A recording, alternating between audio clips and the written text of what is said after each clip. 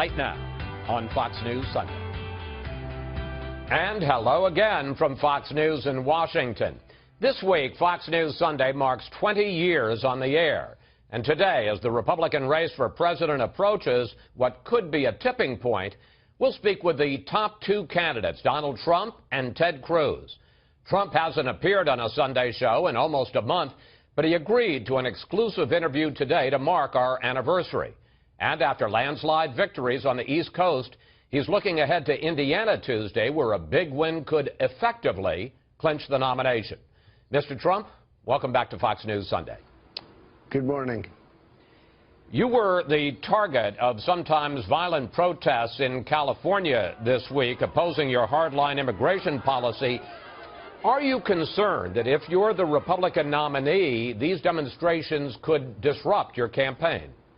No, we were, at that particular moment, we had 31,000 people in the stands. It was packed. They've never had a crowd like that. It's the biggest crowd they've ever had. We had 31,000 people. We didn't have a riot. We didn't have anybody even raise their hand. It was like a love fest for an hour and a half. It was incredible. I didn't even see the riot. I guess it was, you know, these are wise guys that stomp on policemen's cars, and it's a terrible thing that people are allowed to get away with this. These were professional agitators. They were wearing masks. The cops told me anytime you see a guy with a mask, you know he's a professional. And they were wearing masks. And these people have to be dealt with very strongly because you can't allow that to happen to a police car, you know, essentially. But this was an amazing evening where we had 31,000 people, and almost never, other than a couple of helicopter shots, did anybody see the crowd, the massiveness of the crowd. A record-setting crowd, and nobody even saw it. They only showed some guys making noise outside. But, Mr. Trump, it isn't just, as you say, professional agitators. You've angered a lot of people in this country beyond even the illegal immigrants. In a recent poll, 15% of Hispanic voters have a favorable view of you, 81% unfavorable.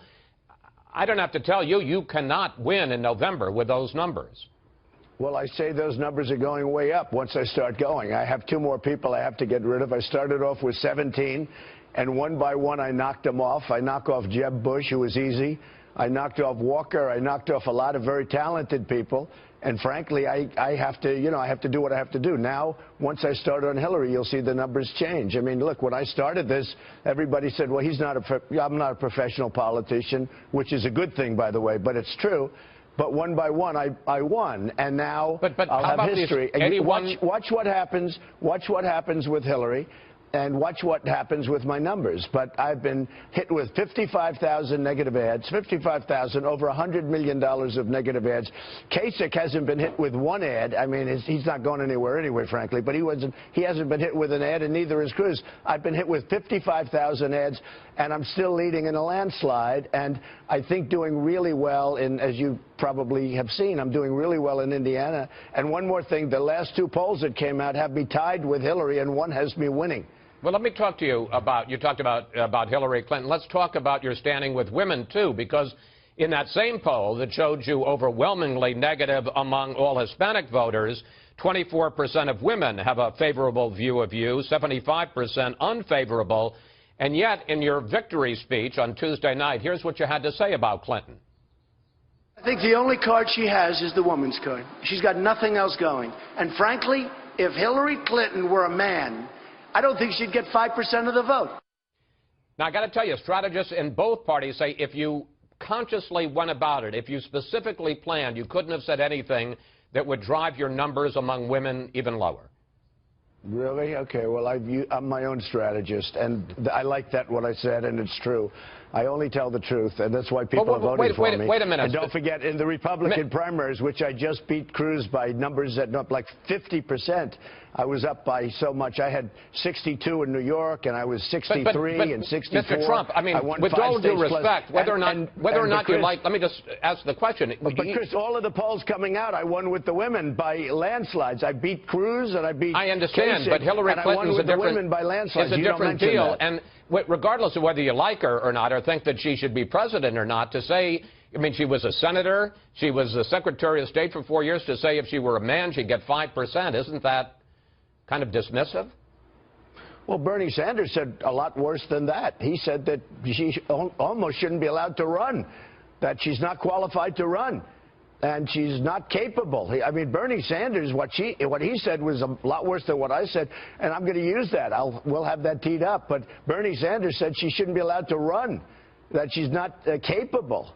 And you know, what he said is incredible. It's a soundbite. It's an automatic. In fact, as soon as she said it, they broke in and they said, I can just imagine Donald Trump watching these statements Bernie Sanders is making about Clinton. So, look, she's a strong person. She's going to have to be able to take it. The fact is, the only card she has is the woman's card. She's done a lousy job in so many ways, and even women don't like her. They don't like her.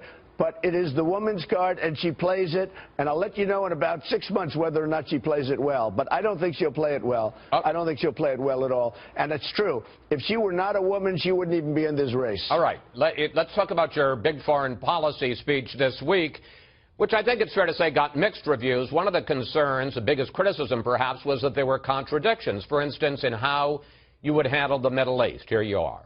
We're getting out of the nation-building business and instead focusing on creating stability in the world. The question is, if we're going to disengage from that part of the world, how do we promote stability? You talk about, in your speech, the futility of creating democracies. Would you like to see a return to strongmen in the Middle East, people like Mubarak and Saddam Hussein? Isn't it too bad that we knocked him out in the first place? Okay, you know, if our presidents went to the beach for 365 days a year, we'd be a lot better in the Middle East than we are now. Now you have a mess. You have a big, fat mess. And I called that a long time ago, in 04 and 03. I said, don't knock out. When you knock out Iraq, you're going to ruin the balance. And the balance has been horrible. Then you had Libya and Syria and everything. I mean, they couldn't have been worse. The people that advised our presidents or our presidents, whoever was the one that came up with this plan, I mean, what we've done in the Middle East, we've spent $4 trillion, and we're far worse than the first gunshot that was fired.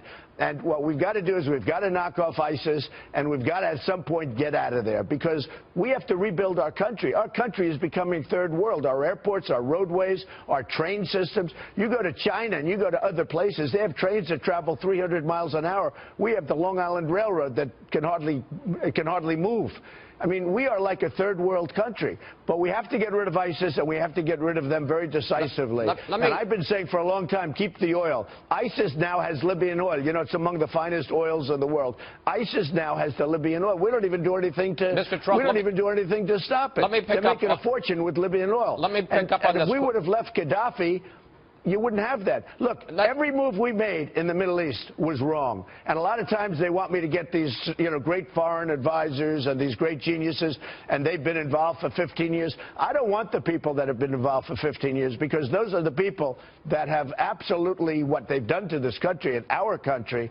And on top of it, we owe $19 trillion in debt. But let me pick up on this, because when you talk about, you know, we need to stop spending money overseas and spend it at home, that sounds more like a liberal Democrat. And the question I have is, you talk about the mess, your words, that Bush and Obama and Clinton have made in the Middle East, interventions in Iraq and Libya. It almost sounds like you would be, as a general election candidate, you would be criticizing Hillary Clinton from the left, that we should be less intervening in the rest of the world. I want to rebuild our country. I want to rebuild our military, make it bigger, better, stronger than ever before. I want to take care of our vets. We have to handle education. We have to get rid of Obamacare. You know, our education system is a disaster, and we got to get rid of Common Core, which is just absolutely no good. Would it be fair to say that Hillary Clinton will be the hawk in this race? Chris, we have so many things to do with our country. We can't have this anymore. We are spending all of our money in the Middle East. We're spending numbers that are crazy. So, Mr. And on top of that, we're defending the world. We're the policemen to the world. Would it be fair to say and this country can't afford to do it? Would it be fair to say that Hillary Clinton will be the hawk in this race and you'll be the dove? No, I'll tell you what. I'll be much tougher than her. I will have much more respect than her from foreign countries. In fact, I read today where they're very concerned with me. They feel I'm very strong, very tough, and they're very concerned. So that's a little opposite of what you're telling me. That's a psychological thing, which frankly is good. Let them be a little concerned. Look, we're defending Germany. We're defending Japan, South Korea. We're defending Saudi Arabia with all of that money. And we're not getting properly reimbursed. We don't have any money, and we're like the policemen to the world. What's going on is crazy. We are going to strengthen our military big league. By the way, it's the cheapest money you can spend. And we've got to pull back, because that is just a big mess. That's a revolution. That's a civil war. That's a religious war going over there. We're in the middle of it. For 15 years, we've been wasting time, killing lives, and I mean lives on both sides. Mr. Trump, we're running out of time.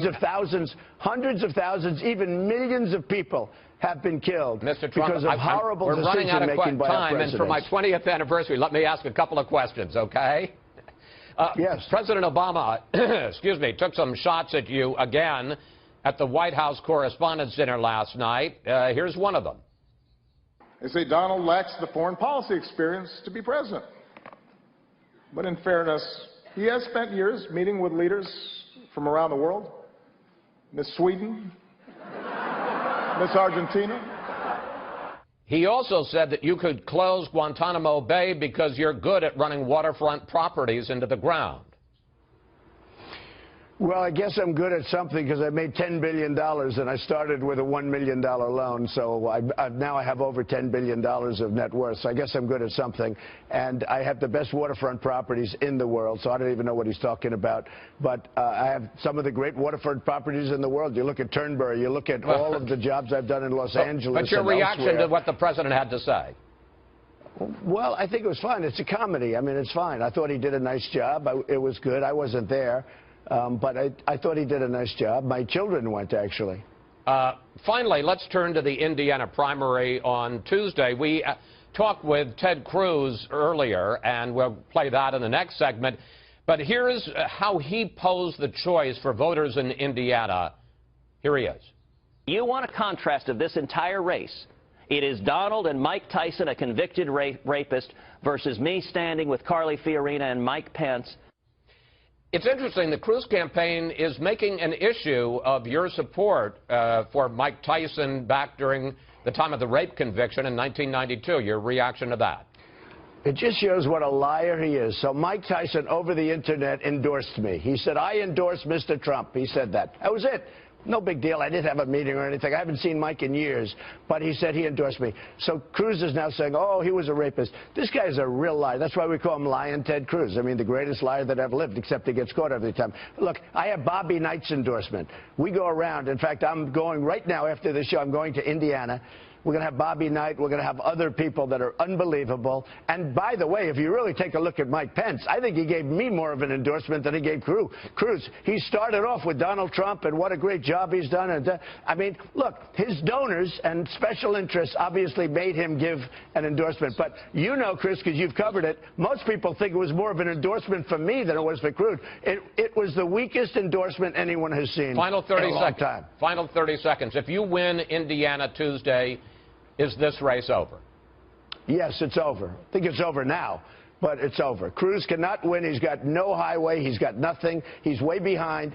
I'm leading him by millions and millions of votes, and I'm leading him by 400 or 500 delegates. He can't win. Mr. Trump, thank you. Thanks for your time, and thank you so much for coming in today, sir. Thank you very much. Happy anniversary. Thank you.